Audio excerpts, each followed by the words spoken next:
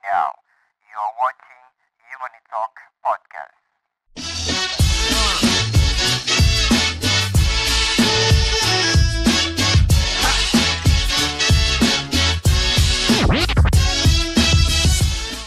Halo, assalamualaikum warahmatullahi wabarakatuh. Apa kabar semuanya insan muda, kembali lagi di Humanity Talk. Tentunya bareng saya Ulil. Dan hari ini kita kebetulan sedang akan ada ngobrol bareng. Panjang gak tuh? Ngobrol bareng bersama narasumber yang pastinya ini luar biasa banget, yaitu Mas Dian Mulyadi. Assalamualaikum Mas Dian. Ini selaku ketua tebar hewan kurban dompet duafa ya. Jadi sebelum kita akan nanti ngobrol sama Mas Dian lebih lanjut untuk soal kurban di kota penyaluran ke pelosok-pelosok, saya mau ngajak untuk insan muda semuanya untuk berkolaborasi untuk kebaikan pastinya di program tebar hewan kurban dompet duafa. Caranya gampang banget, langsung bisa ke rekening di bawah ini ya. Nih, bisa scan QR code di layar ya, pastinya di www.dompetduafa.org.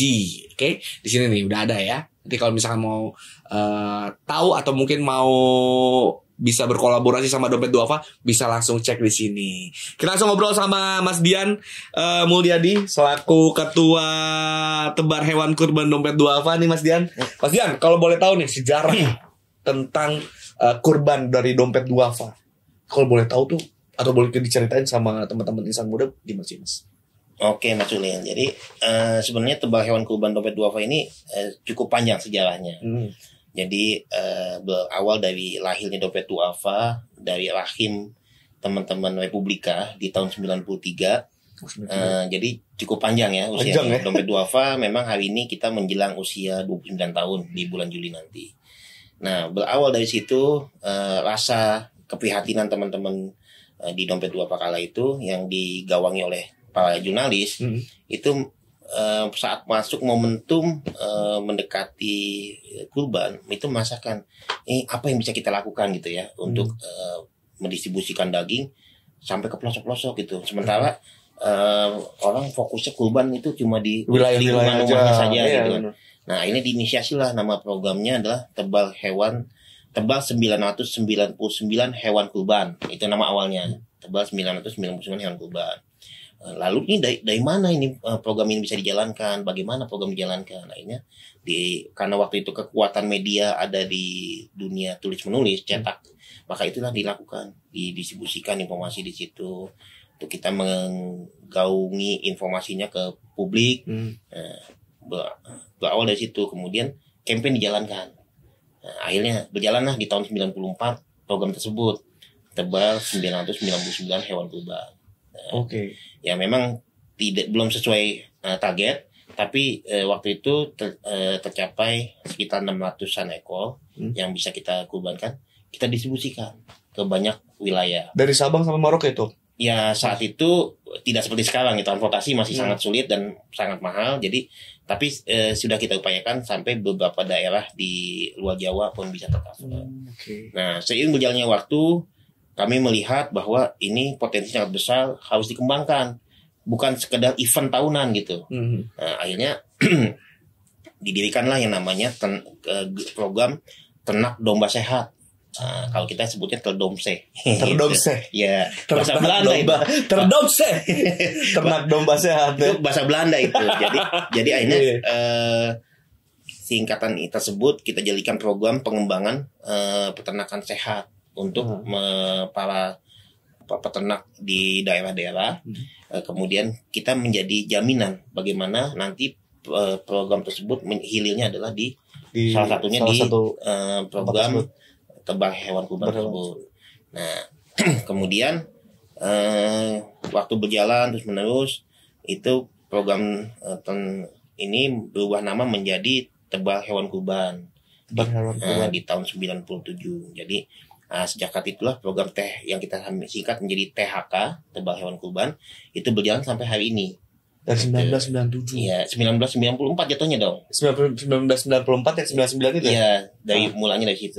Nah, di puncaknya itu penghimpunan terbesar ya, atau terkumpulnya donasi untuk hewan kurban ini tuh terkumpul di tahun 2020, di mana waktu itu awal pandemi. Ya.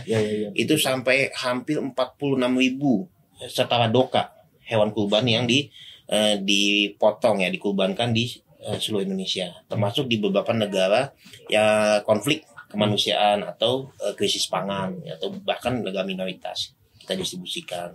Jadi ya memang benar itu riset di beberapa negara bahwa Indonesia ini warganya adalah yang paling dermawan. Indonesia kan sampai hari ini kan betul. Disebut sebagai negara dengan warga yang paling dermawan di dunia dan paling sopan dan paling baik lah. Iya, dan ternyata itu memang dibuktikan saat pandemi negara lain terdampak bahkan sampai inflasi ekonomi negara.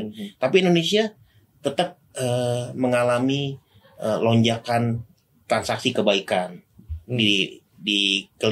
transaksi itu kelihatan di Ramadan yang penghimpunannya meningkat. Kemudian di kurban tadi tuh penghimpun dompet duafa menembus targetnya jadi 46.000. Nah, di tahun kedua pandemi di tahun lalu 2021 kita mendapat amanah kurang lebih di angka 35.000 sekian atau hampir 36.000 setara doka.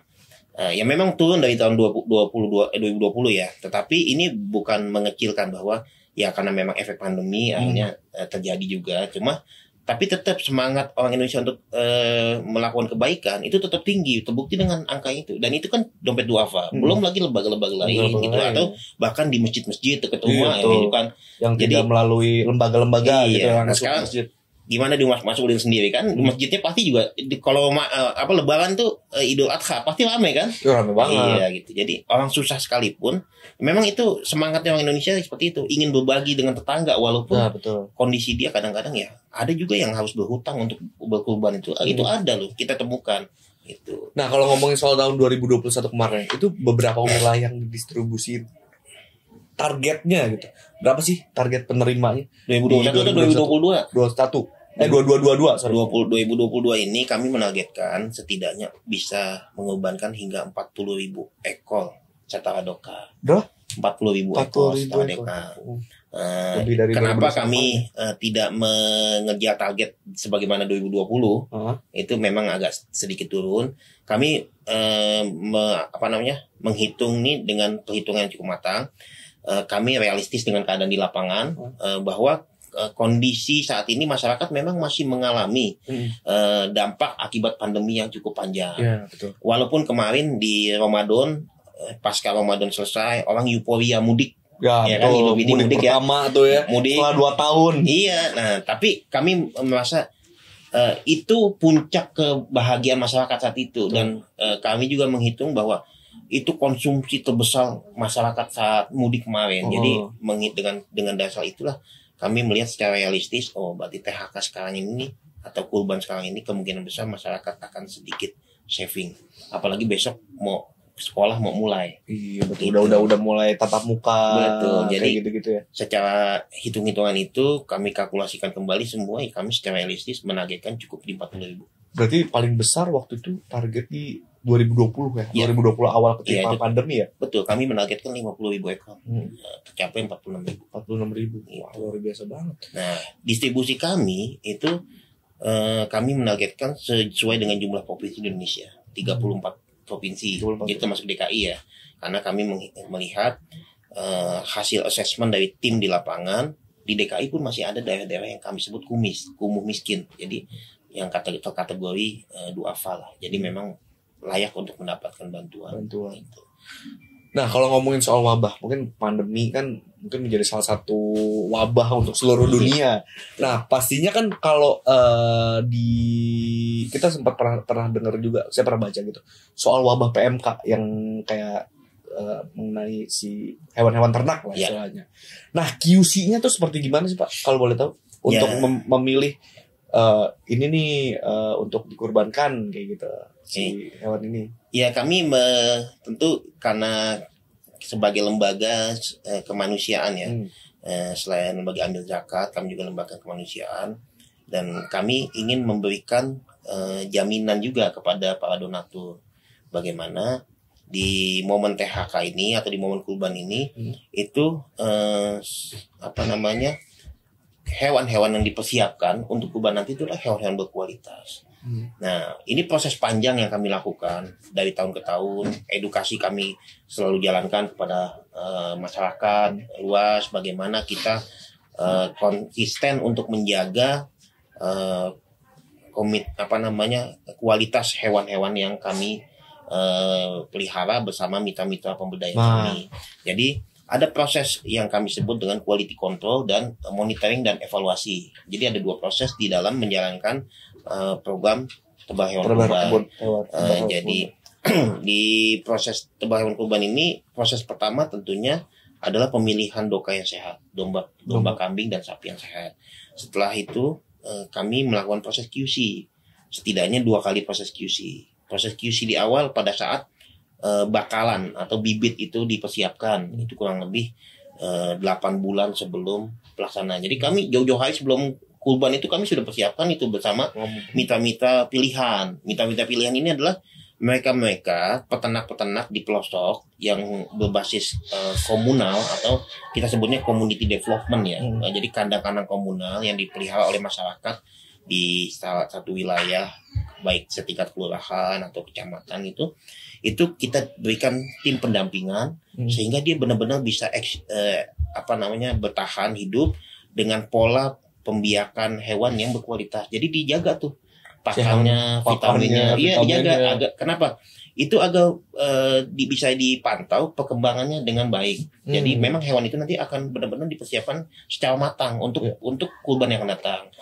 Dan proses ini kami sebut dengan proses QC1, quality control 1. Nah, sebulan menjelang pelaksanaan kurban, kami lakukan lagi yang namanya proses quality control 2, QC2. Nah, saat ini teman-teman semua sedang berjalan ke kandang-kandang kami sebenarnya, jadi ke mitra-mitra peternak. Bahkan kami punya beberapa provinsi yang kami jadikan pilot project atau percontohan dengan program yang kami sebut dengan DD Farm. Jadi gini, Dompet Duafa punya cabang di setiap provinsi. Ya. Nah, ada cabang-cabang yang memang kami nilai potensinya cukup matang, maka kami siapkan intervensi pusat dalam bentuk yang namanya program DD Farm. DD Farm itu ada terbagi 2, DD Farm peternakan dan DD Farm pertanian. Nah, dalam kaitannya dengan kurban, maka yang kita bicarakan DD Farm peternakan. Nah, DD Farm peternakan ini ada di 10 provinsi, dari Sumatera sampai dengan Jawa. Nah, kecuali DKI ya. Jadi Sumatera dengan Jawa sampai Jawa, kemudian ada di Sulawesi bagian selatan dan ada di Ronting. Ronting itu satu wilayah di posisi bagian utara dari NTT. Dari barat sampai timur ya, gitu. Barat sampai timur. Sementara baru sampai situ. Pengennya kita semua provinsi ada ya. Karena kami melihat kebutuhan daging nasional itu sangat besar. Sementara ini Indonesia masih mengandalkan impor. Iya, padahal ini kan sangat ironi ya. Indonesia ini negara yang begitu luas, sangat hijau. Tapi kenapa kita impor itu? Nah, ini tentu menjadi tantangan. Bukan cuma buat Dompet Duafa, tapi buat kita masyarakat Indonesia agar ke depan kita bisa benar-benar bisa mendapatkan surplus daging ke depannya. Jadi kami ada program DD Farm di 10 provinsi. Ini program unggulan kami, ya, pengembangan ternak secara integrated. Jadi melibatkan bukan cuma peternak, tapi juga melibatkan petani sebagai supplier pakan, melibatkan juga masyarakat untuk menyerap hasil peternakan tersebut. Salah satunya adalah kotoran hewan untuk menjadi pupuk. Pupuk. Jadi ini terus kemudian juga kami melibatkan dokter-dokter hewan di wilayah tersebut, sehingga peternakan DD Farm dan mitra-mitra atau peternak-peternak kecil di sekitar DD Farm itu mereka menjadi satu siklus dengan adanya dokter hewan ini, pemeriksaan berkala. Jadi untuk menjaga bahwa kualitas hewan yang kita siapkan itu benar-benar terjamin kesehatannya. Jadi sebelum ada isu PMK sekalipun, kami memang sudah menjalankan ini. Jadi manakala kemarin di bulan akhir Akhir Ramadan ya, Mei lah ya. awal Mei ya, awal Mei. itu ada pemerintah mengeluarkan informasi terkait penyebaran wabah penyakit mulut dan kuku di ternak sapi terutama waktu itu. Kami tenang-tenang saja. Kenapa? Karena udah biasa, udah tahu gitu. Sudah menjalani prosesnya gitu. Iya. Jadi pada saat sosialisasi dari Kementan, kami ini di sini terlibat. Jadi ikut bahkan menginisiasi ke Kementan melalui dinas-dinas kesehatan hewan di beberapa provinsi melakukan audiensi sekaligus melakukan koordinasi dan diskusi panjang untuk bagaimana merawat hewan-hewan agar dia bisa terhindar dari kasus PMK. Nah, jika sudah terindikasi atau terkena gitu penularan PMK, maka langsung dikarantina, dipisahkan si dombanya, si domba atau sapinya, agar tidak menular. Karena emang tuh cepet banget sih ya nularnya dari salah satunya dari droplet udara kayak gitu. Dan bahkan si anak kandang ya, kalau kami pekerja di kandang itu kami sebut anak kandang, ataupun tim yang memang ada di dalam lingkungan farm tersebut, itu bisa menjadi faktor penular. Oh iya, bisa jadi itu carrier ya. Jadi kami mitigasi sampai sedetil mungkin, bahkan memisahkan saluran airnya, saluran pembuangannya itu benar-benar kita pisahkan. Jadi kita siapkan tempat karantina untuk menjaga itu. Kenapa demikian kami lakukan? Karena kami harus menjaga amanah yang diserahkan oleh donatur kepada kami. Itu bagaimana kami menjaga kepercayaan publik, kepercayaan donatur, trust. Dan secara transparan kami publikasikan di sosial media, baik melalui YouTube, FB, Instagram, sosial media lainnya lah. Kita siapkan juga press release, bekerja sama juga dengan dinas-dinas kesehatan hewan, Puskeswan ya, pusat kesehatan hewan. Kemudian juga kita melakukan koordinasi dengan Kementerian Pertanian, melibatkan banyak dokter hewan di berbagai macam provinsi. Itu bagian bagaimana kami memitigasi ini. Luar biasa banget deh. Tangan apa? Luar biasa nih. Nah, berarti kalau misalnya untuk donatur sendiri nih, mungkin yang pengen banget untuk berdonasi atau mungkin pengen ikutan berkolaborasi sama Dompet Duafa untuk harga gitu. Dan mungkin periode penjualannya itu dari kapan tuh? Kalau harga secara nasional memang kami membagi dalam 5 kategori. Jadi kambing standar kami buka di harga 1945 juta ya, 1.945.000. Kemudian untuk medium, kambing doka medium itu di 2.225.000. Kambing premium di 2.595.000. Di dua kategori berikutnya adalah sapi. Jadi sepertujuh sapi 1.950.000 dan sapi utuh 13.645.000. Nah, ini yang kami campaign secara nasional dari Sabang sampai dengan Merauke. Tentu ada angka tersebut itu berdasarkan hitung-hitungan pemberdayaan, pola pemberdayaan yang kami lakukan dengan peternak-peternak binaan di hampir semua provinsi.